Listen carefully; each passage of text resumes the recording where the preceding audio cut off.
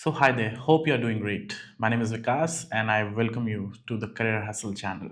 So, today we talk on how to get your dream job without spending any money. I would like to start with a personal story of mine, how I landed my very first job. So, this is a very funny story. I was very low on self confidence. Had pathetic, confidence in myself. You know what's funny?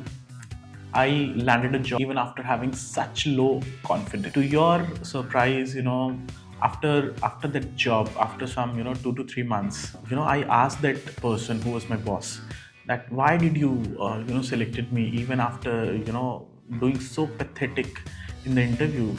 You know what the answer was? He said me that your communication skills was good enough. So that made me very happy. Let me be very honest with you. In India, you can get an entry level job pretty easily if your communication skills are fine and you come across as an honest and sincere person. You can definitely land a job, and you'll be happy to know that I ended up working some 3 to 3.5 years for that company, and believe me, I learned a great deal over there. I mean, I learned, I bettered my communication skills. I learned marketing. I learned digital marketing.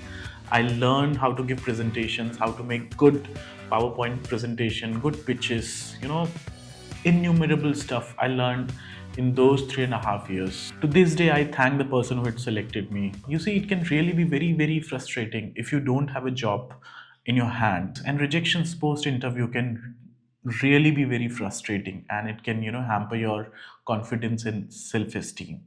So remember that you should not feel you should not let anybody or any situation penetrate your confidence and self-esteem, because those are your biggest assets. So whenever you are faced with rejection, always remember your past achievements.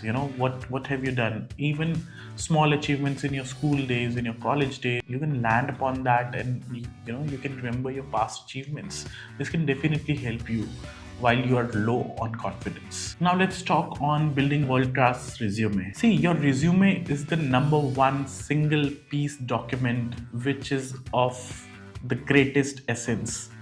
So I would like you to give utmost respect to that resume, because it is your highlight of your career. It is what you were, what you are, and what you will be, what you want to achieve.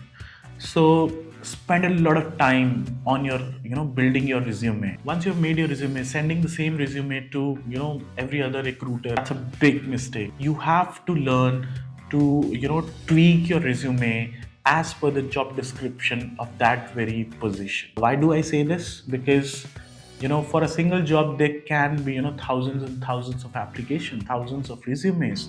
So for your resume to stay relevant and not be rejected by the screening software that HR personnel, HR recruiters use, so it gets very important to align your resume, the keywords in there, with matching with the job description and job specification. Otherwise your resume don't stand a chance. Let me give you a great heuristic and idea which will give you a lot of confidence.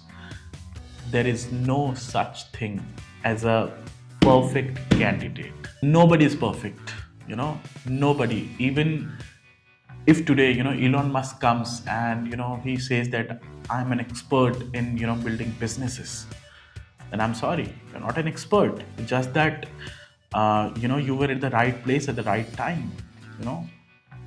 Everybody works hard, but those who are eventually got success, they say that it was my skill set and it was my hard work. No, with hard work, with skill set, you have to be at the right time at the right place. If Elon Musk or anyone else, yeah, I mean, if Michael Jordan or Sachin Tendulkar or Rahul Dravid, anybody, they have failed more than they have succeeded.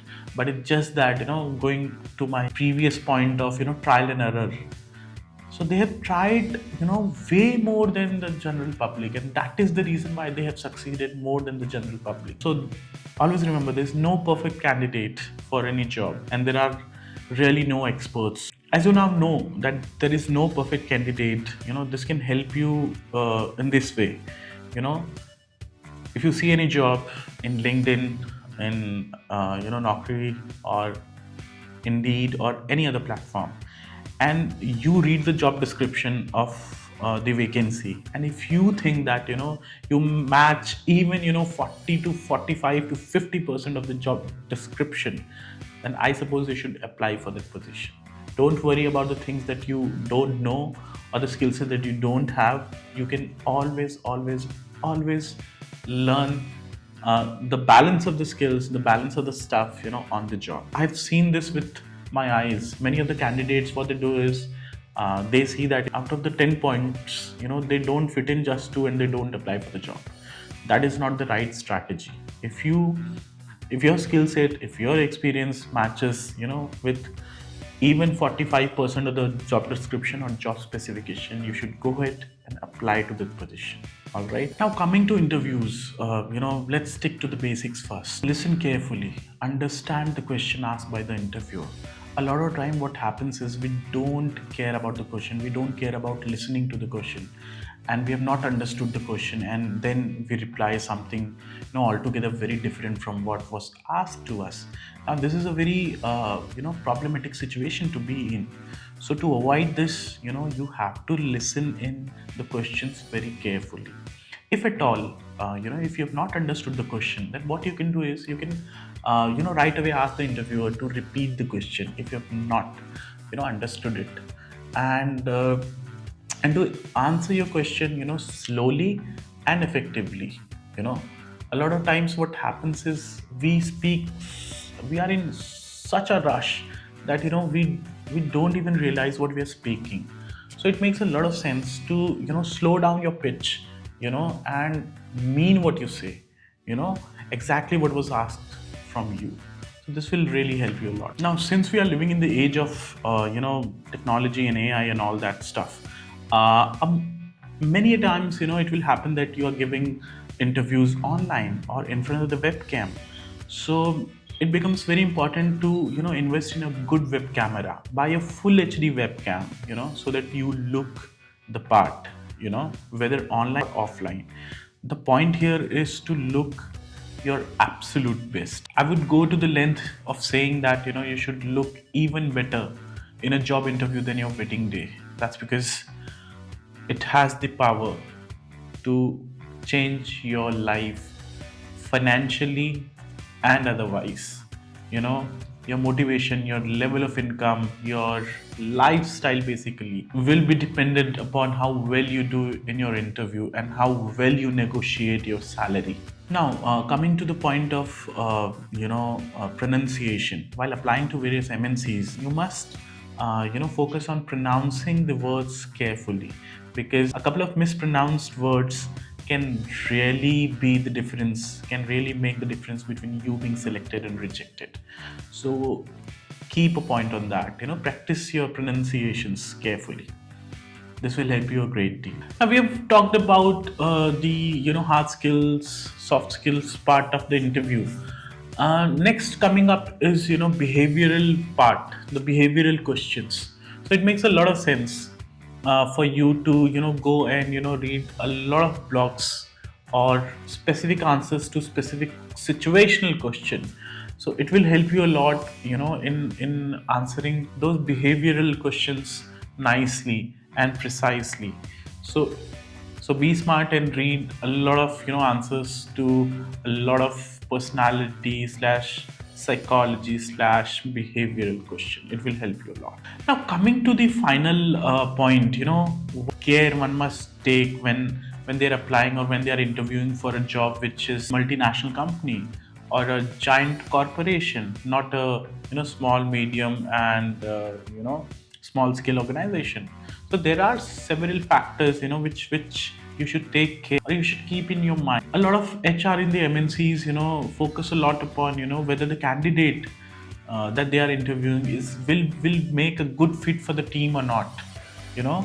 If you are not a team player, if you don't fit in their team, then your chances gets really low. Apart from team, they also look for a person who is culturally fit in the organization. So, do your homework and study the culture of that organization very, precisely, minute. Apart from this, it will be very prudent if you go ahead and, study the mission, the vision, and the core values of that organization. That's because they give a lot of, importance. The HR managers of the MNCs gives a lot of importance to their vision, mission, and core values. So study them and align your answers to these values. It is definitely going to make a very good impression. So I hope I was able to give you some good value out of this video, and I wish you use the pointers, the ideas from this video in your next interviews. So keep learning, keep reading, and keep growing. Thank you.